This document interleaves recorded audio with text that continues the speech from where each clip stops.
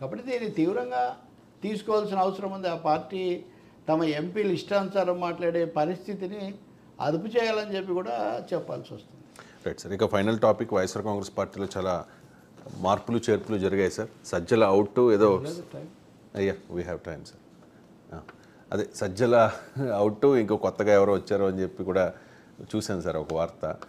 Already కొంతమంది ప్యానలిస్టులు, అంటే మన మీడియా చర్చల్లో వచ్చే వాళ్ళని కూడా మార్చి వీళ్ళకే పరిమితం చేయండి, వీళ్ళని తీసుకోవద్దు అని కూడా అఫీషియల్గా మీడియా సంస్థలకు ఉన్న ఇన్ఫర్మేషన్. ఈ మార్పులు చేర్పులు ఏ రకంగా చూడాలి సార్? దేనికి అంటే ఈ మార్పుల వల్ల పార్టీ పదార్థం విధానం మార్చుకోకుండా, పద్ధతి మార్చుకోకుండా మనుషులు మారితే ఏమవుతుంది అనేది ఒక పెద్ద ప్రశ్న.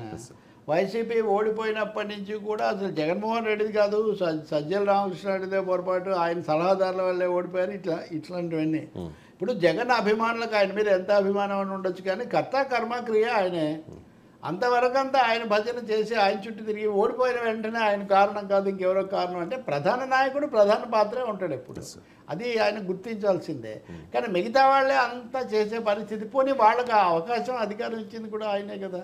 సో ఇది ఒక ఇల్లాజికల్గా ఉంది. ఈ క్రమంలో జరిగింది ఏమంటే మొన్న ఒక 2-3 కొత్త కార్యదర్శులను పెట్టారు. నిన్న ఒక దత్ అనే ఆయన్ను సలహాదారుగా నియమించినట్టుగా వచ్చింది.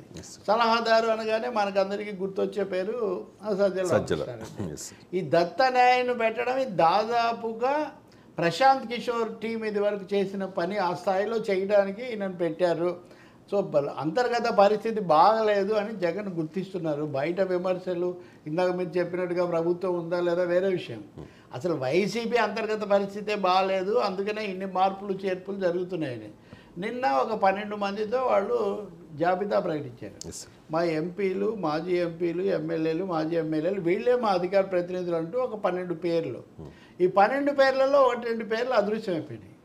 అంటే పార్టీ అసలే ఓడిపోయి ఇదిగా ఉన్నప్పుడు నిలబడడానికి ప్రయత్నించేవాళ్ళు చెప్పేవాళ్ళని ఎందుకు దూరం చేసుకుంటున్నారు? మొత్తం మీద జగన్ ఓడిపోయిన తర్వాత కూడా ఆయనలో రావాల్సినటువంటి సరైన అంతర్గత విమర్శ కానీ, విమర్శను స్వీకరించే లక్షణం కానీ లేకపోవడం వల్లే చేస్తున్నారు. ఇప్పటి వరకు ప్రశాంత్ కిషోర్ను, ఆ తర్వాత ఇంకొక ఆయన రాజా సింగ్ అతన్ని పెట్టిన వ్యక్తి ఇప్పుడు హఠాత్తుగా మళ్ళీ ఇంకో దత్ అని ఎవరో ఆయన తెచ్చి పెడితే వాళ్ళు ఏం మారుస్తారు? ముందు నాయకులతో, కార్యకర్తలతో, ఓడిపోయిన వాళ్ళతో చర్చించండి.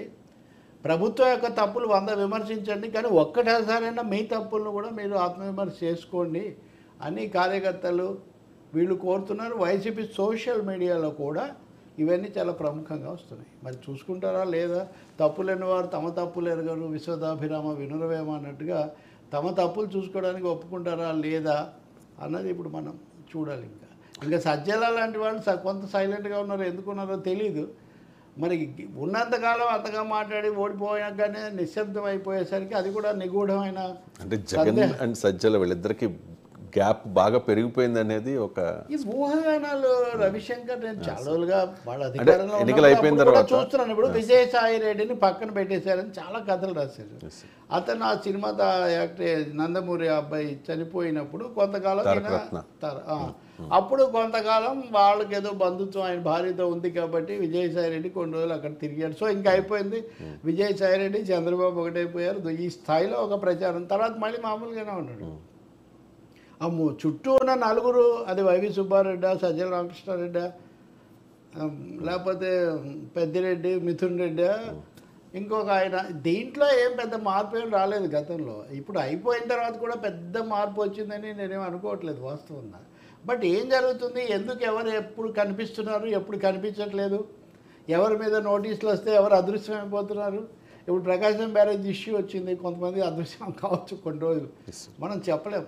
కాబట్టి వీటన్నిటికీ సమాధానం ఒక డెమోక్రాటిక్ డిస్కషన్, ఒక ప్రజాస్వామిక పద్ధతిలో తప్పులు ఒప్పులు చర్చించాలి తప్ప ఎంతసేపటికి టీడీపీ చంద్రబాబును అనడం ఒక్కటే వైసీపీని బతికించలేదు. తమను తాము సరిదిద్దుకోవాల్సిన అవసరం చాలా ఉంది. Right sir, thank you so much sir. చాలా అంశాలకు సంబంధించి సమగ్రంగా విశ్లేషణ